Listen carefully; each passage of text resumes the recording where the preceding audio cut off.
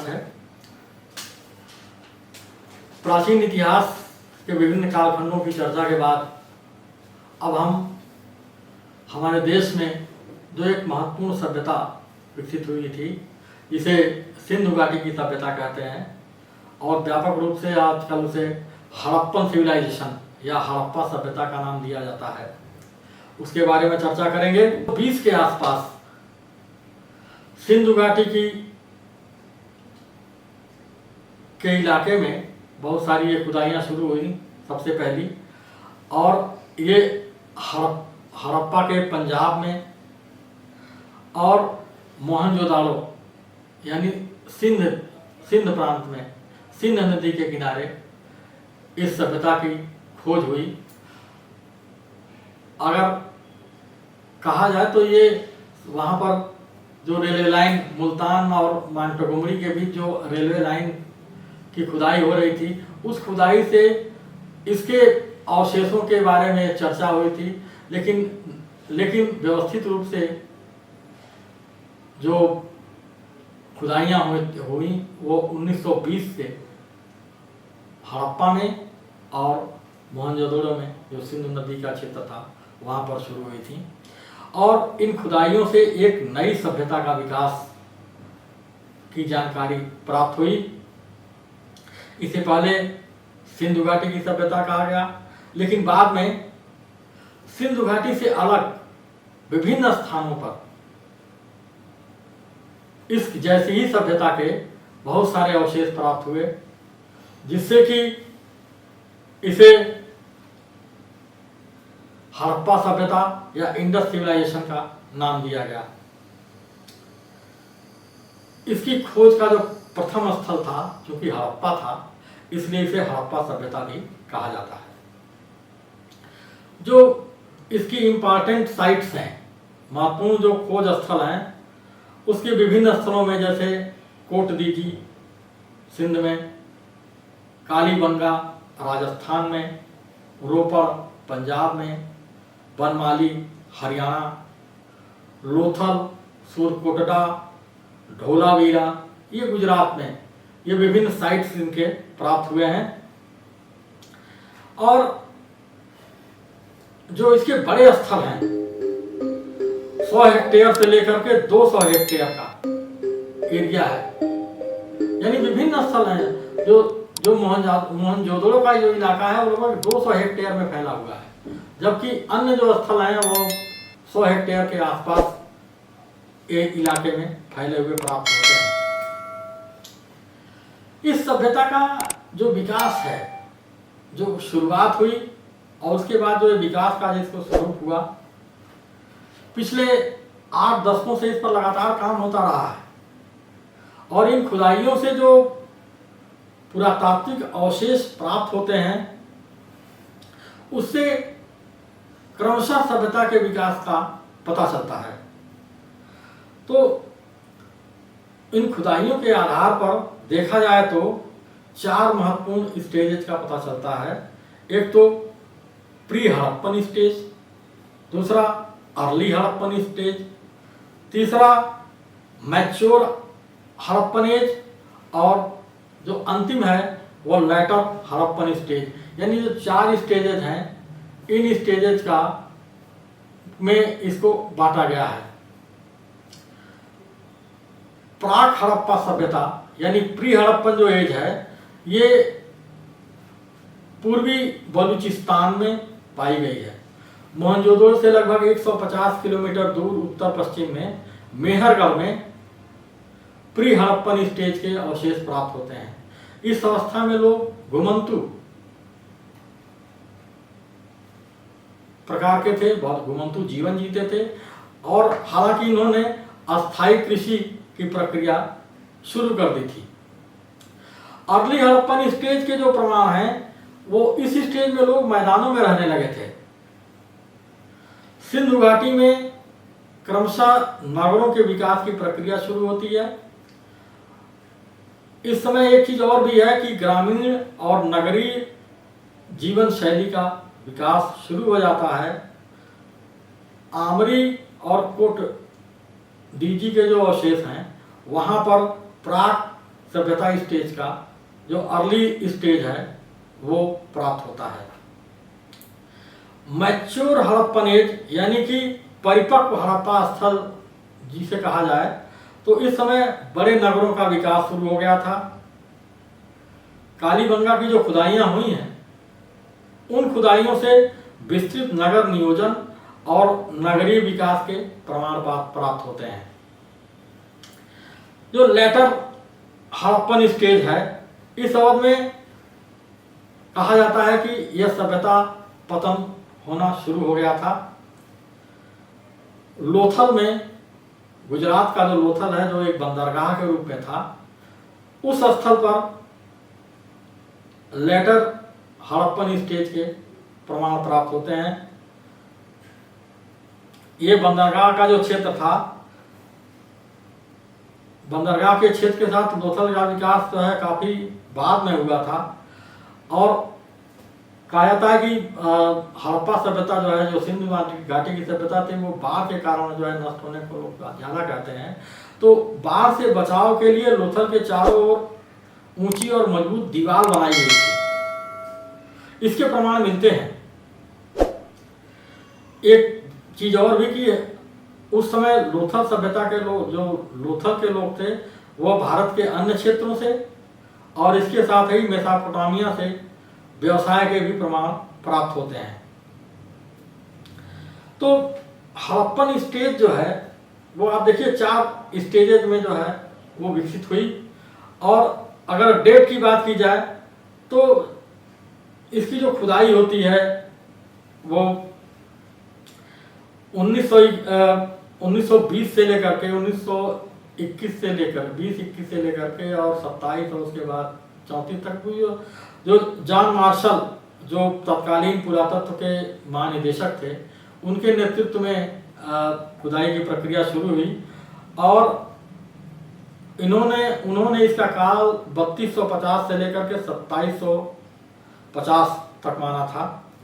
लेकिन जो radio carbon विधि से इस सभ्यता के तिथि निर्धारण की बात की गई है, उसके आधार पर 1956 में फेयरशील्ड ने हड़प्पा सभ्यता के विकास का काल 2000 से लेकर के 1500 BC तक बताया।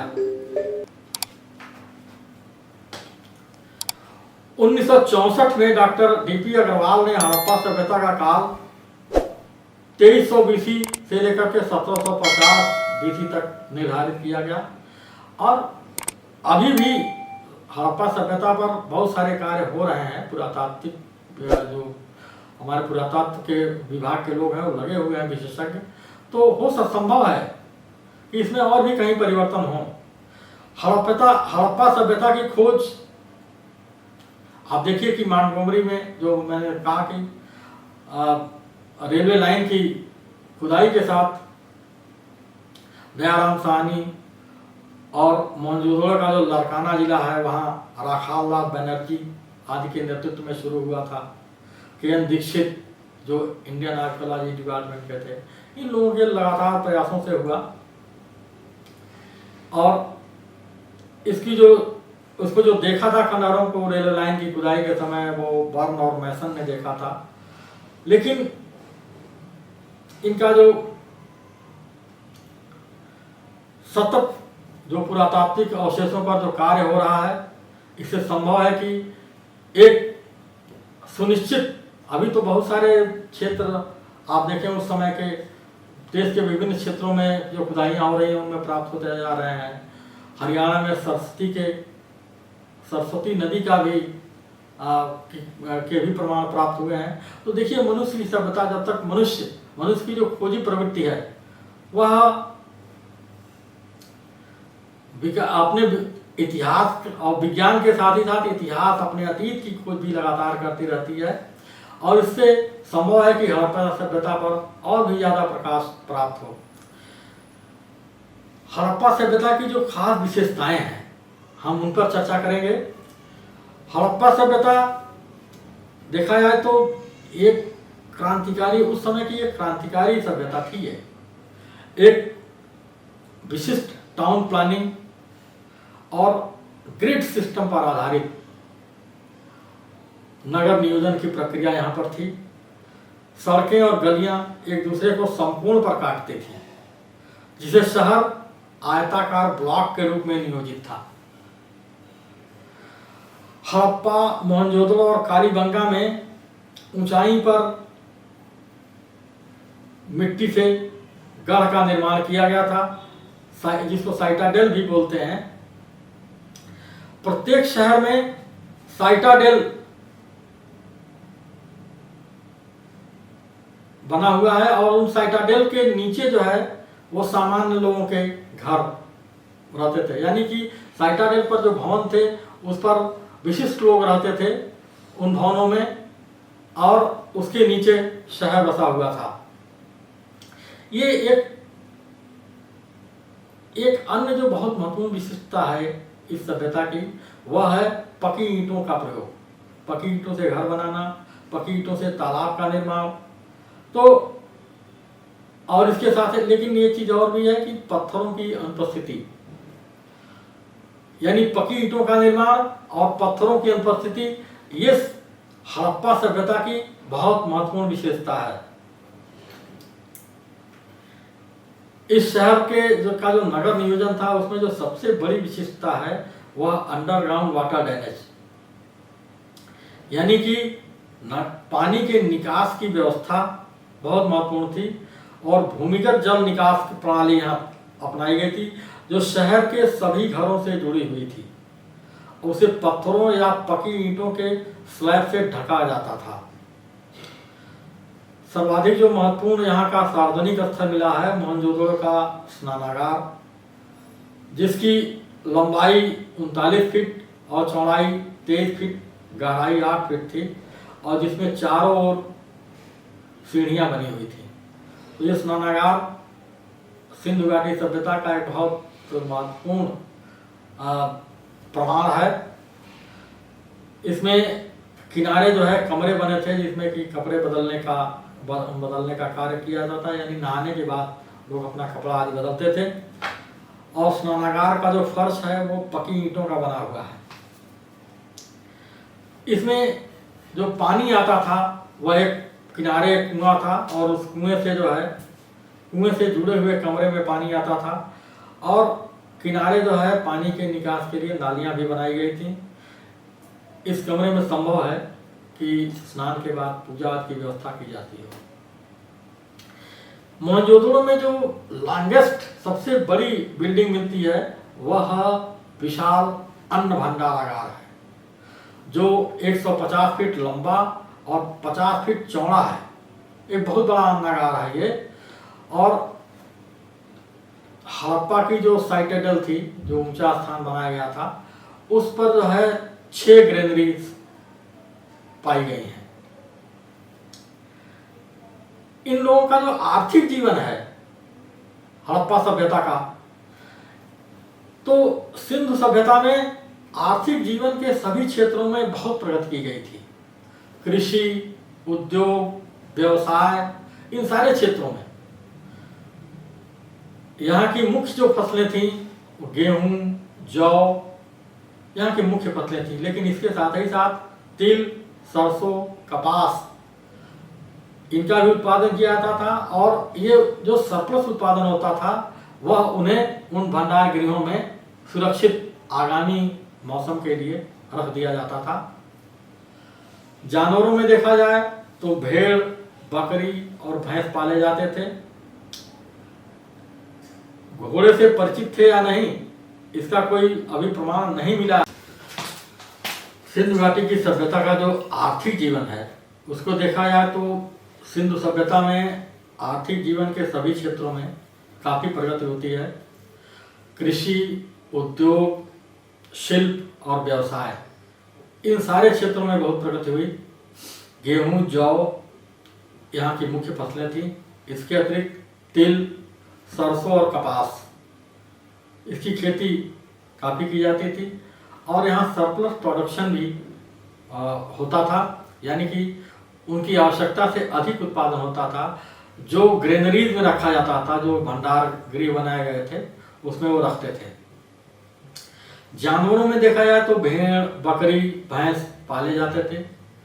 घोड़ों के होने के प्रमाण के बारे में अभी बहुत असमंजस की स्थिति थी कि वे उससे परिचित थे या नहीं, इसका कोई प्रमाण नहीं मिला है। वे हिरण का शिकार करते थे। इसके साथ ही साथ यहाँ पर बहुत सारे शिल्पी समूहों की जानकारी होती है।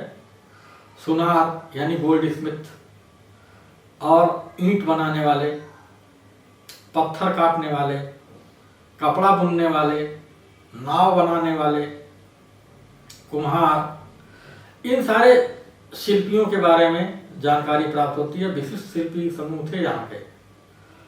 कांसे, तांबे और इनके बर्तनों का निर्माण किया जाता था। यह सिंधु घाटी की सभ्यता का एक बहुत महत्वपूर्ण शिल्प है। धातु शिल्प में कहा जाए तो सोने चांदी के गहने कई स्थलों से प्राप्त होते हैं। मिट्टी के बर्तनों के बनाने में भी बहुत महत्वपूर्ण प्रगति की गई थी। कई स्थानों पर तो सादे बर्तन मिलते हैं, लेकिन कई स्थानों पर लाल और ब्लैक पेंटेड मृदभांड प्राप्त होते हैं, यानी कि चित्रित काले और मृदभांड यहाँ पे प्राप्त होते हैं। कई जगह पे सेमी प्रीसियस यानी कि मध्यम महंगे स्टोन्स के मनके, गुड़िया और इनसे बने हुए विभिन्न सारे गहने व्यापक रूप में प्राप्त होते हैं। सिंधु घाटी की सभ्यता का एक जो बहुत महत्वपूर्ण बिंदु है वह है इनका व्यापार। इनका व्यापार देश के विभिन्न हिस्सों से, देश के विभिन्न भागों से भी होता था, और इसके साथ ही साथ विदेशों से भी इनका व्यवसाय होने के प्रमाण प्राप्त होते हैं। खासतौर पे मेसोपोटामिया, ईरान और अफगानिस्तान आदि के क्षेत्रों से प्राप्त किए जाते हैं।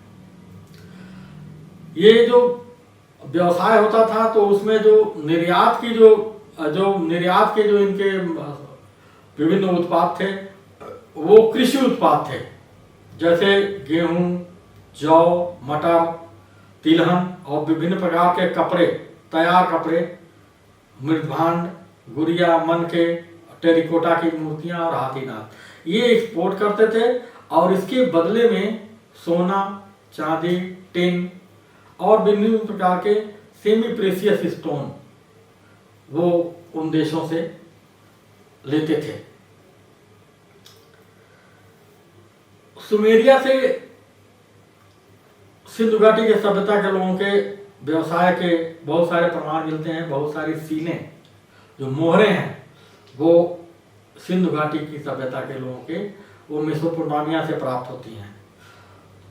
एक चीज और भी है कि व्यापार जो है, अभी हालांकि सीलें बहुत प्राप्त हुई हैं, लेकिन उनका प्रयोग किस रूप में किया जाता था यह अभी स्पष्ट नहीं हुआ है, क्योंकि उसकी लिपि के बारे में भी हमें जानकारी नहीं प्राप्त हो पाई है। तो ये व्यापार जो है वो बार्टर सिस्टम से होता था, यानी कि सामान देना और सामान लेना, उसके बदले ये बार्टर सिस्टम के आधार पर व्यवसाय होता था। सीलों और टेरिकोटा के विभिन्न प्रकार के खिलौने और मॉडल्स प्राप्त होते हैं। इसमें बैलगाड़ी, बैलों, नाव और बड़ी जहाज़ों से ये अनुमान लगाया जाता था कि इससे जो है यातायात के साधनों के रूप में भी इनका प्रयोग होता था और इससे व्यवसाय भी होता था। सिंधु घाटी के लोगों का जो सामाजिक जीवन था, हड़प्पा सभ्यता के सामाजिक जीवन को समझने के लिए बहुत सारे प्रमाण प्राप्त हुए हैं। इसमें जानकारी मिलती है कि महिला और पुरुष वो 2 पीस वाले ड्रेसेस पहनते थे। उन एक नीचे पहनते थे, कमर से नीचे, और एक कमर से ऊपर। महिला और पुरुष दोनों मनके और गुड़िया के गहने पहनते थे।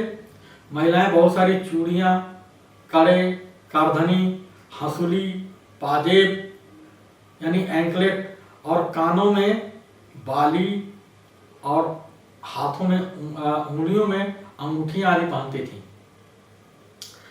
बहुत से गहने जो है वो सोने, चांदी, तांबा और अन्य सेमी प्रेशियस स्टोन से बने होते थे।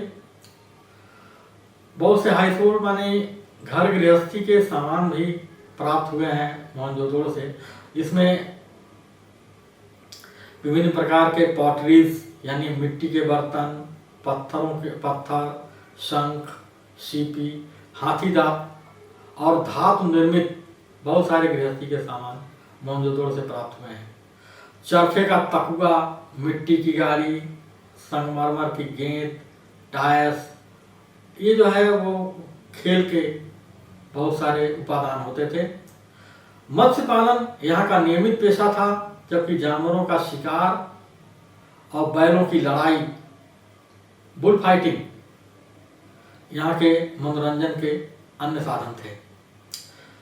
यहाँ पर युद्ध के बहुत सारे हथियार भी प्राप्त हुए हैं, जैसे कुल्हाड़ियाँ मिली हैं, भाले, कटारे, धनुष, बाण आदि प्राप्त होते हैं, और ये तांबे के बने होते थे या कांसे के बने होते थे। सिंधु घाटी की जो कला है, आर्ट, यह अत्यंत ही एक रोचक संदर्भ है।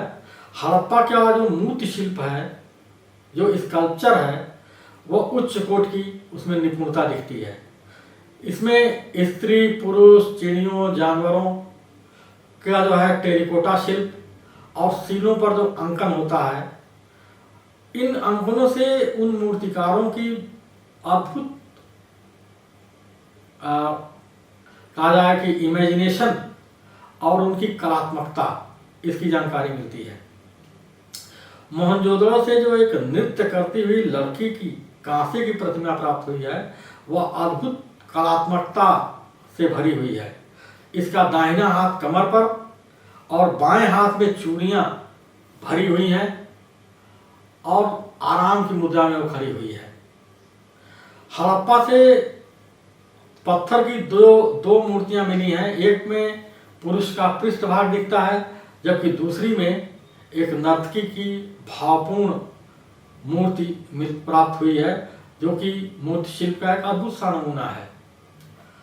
हड़प्पा से जो मृदभांड प्राप्त हुए हैं, इन मृदभांडों से उस समय की कला का अद्भुत नमूना और जो फाइन आर्ट है उसका अद्भुत नमूना प्राप्त होता है। इन बर्तनों और जार्स पर जो बहुत सारे पेंट डिजाइनें बहुत सारी मिलती हैं, चित्रात्मक शिल्प है, उसमें ज्यामितीय पैटर्न है, इसमें खड़ी रेखाएं, गोलाकार संरचनाएं, पत्तियां, पौधे, और कुछ पाटरीज पर हमें मछलियों और मयूर के भी, मोर के भी जो है वो चित्र दिखाई देते हैं। हड़प्पा सभ्यता का जो एक सबसे महत्वपूर्ण अवयव है वह है स्क्रिप्ट। हड़प्पा सभ्यता का अभी बहुत कुछ पढ़ा जाना बाकी है, और इसकी जो लिपि है, उस लिपि में 400 से 600 तक प्रतीक चिन्ह प्राप्त हुए हैं, जिसमें 40 से 60 जो है वो तो बेसिक हैं, लेकिन जो शेष हैं वो उसके डेरिवेटिव्स प्राप्त होते हैं, यानी उसी जो बेसिक हैं उनसे जोड़ करके बनाए हुए, तो उनके वेरिएंट्स प्राप्त होते हैं। यह भी अंदाजा लगाया गया है कि हड़प्पा सभ्यता जो है वो उसमें जो लिपि है वह दाएं से बाईं ओर लिखी जाती थी।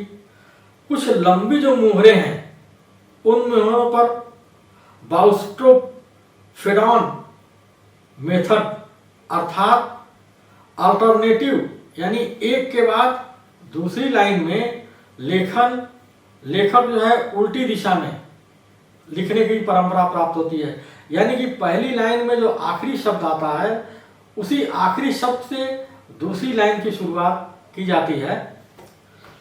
डॉक्टर परपोला और उनके जो स्कैंडिनेवियन साथी हैं वो ये मानते हैं कि यह भाषा द्रविड़ियन भाषा है।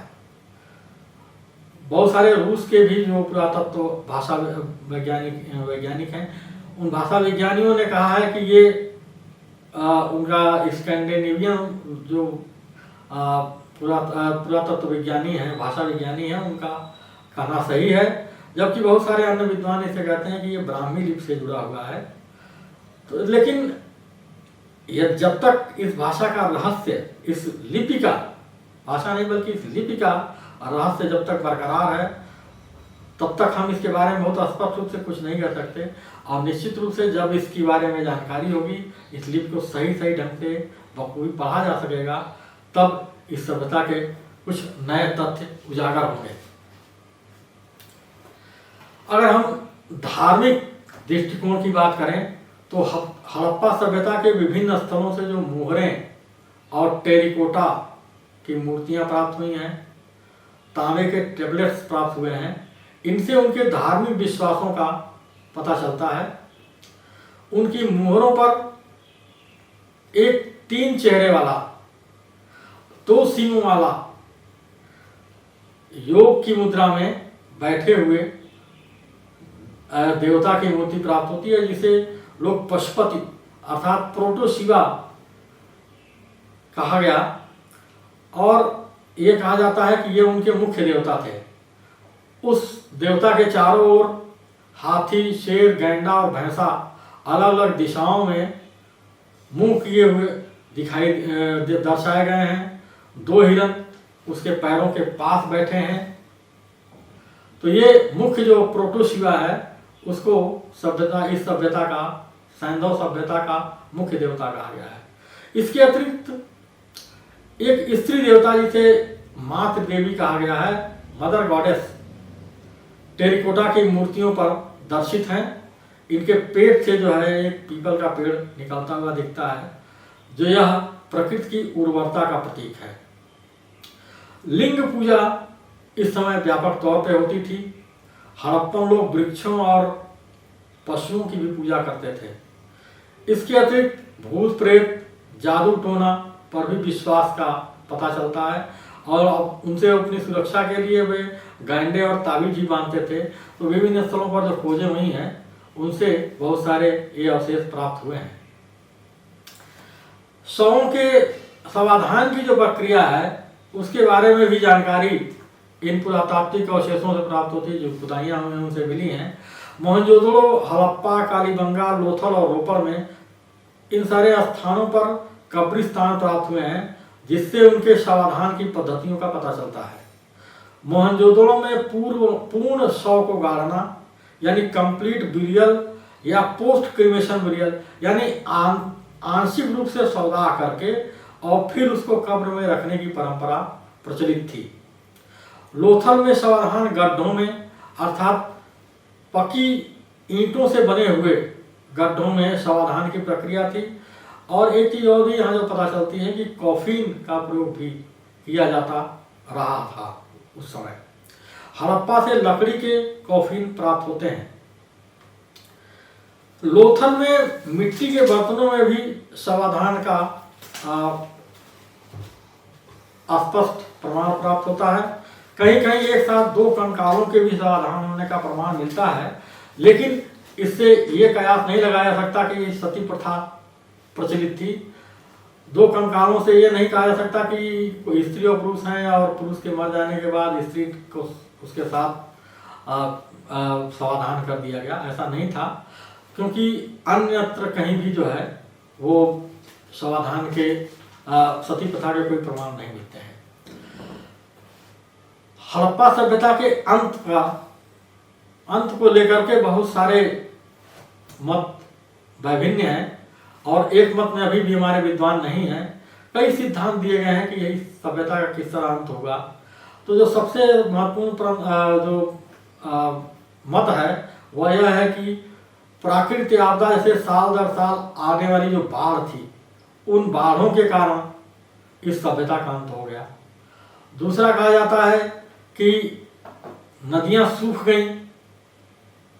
यह एक प्रयास है कि उन्होंने जंगल काट दिए और जो ईंटें पकाई उनसे जो है उनका बहुत ज़्यादा उपयोग किया, इसके कारण प्राकृतिक असंतुलन हुआ और नदियों में पानी आना बंद हो गया। इसके अतिरिक्त ये भी कहा जाता है कि उन्होंने खेती बड़े पैमाने पर शुरू की, जिससे कि मृदा की उर्वरता नष्ट हो गई और उसके कारण जो है इस सभ्यता का अंत हो गया। बहुत सारे लोग कहते हैं कि उस क्षेत्र में अक्सर भूकंप आते थे, तो इस भूकंपों के कारण भी इस सभ्यता का अंत हुआ। और बहुत सारे विद्वान कहते हैं कि जो आखिरी ब्लो हुआ वह आर्यों के आक्रमण के कारण हुआ और जिसके कारण ये सभ्यता नष्ट हो गई। वेदों में कई किलों के नष्ट होने की बात कही जाती है बार बार, और प्रमाण भी है इसके। और इंद्र को पुरंदर कहा गया है। पुरंदर माने किलों को नष्ट करने वाला। तो इससे भी अंदाजा लगाया जाता है कि मोहनजोदड़ो और जो हड़प्पा सभ्यता के बहुत सारे जो गढ़ियाँ थी, जो साइटेडल पर जो भवन बने हुए थे, उन भवनों को जो है इस आर्यों के द्वारा जो है नष्ट कर दिया गया। मोहनजोदड़ो में कई स्थान पर बहुत सारे अस्थि पंजर मिलते हैं। तो ये अनुमान लगाया जाता है कि विदेशियों के आक्रमण से वहाँ नरसंहार हुआ होगा, और जिसके कारण जो है सभ्यता नष्ट हो गई।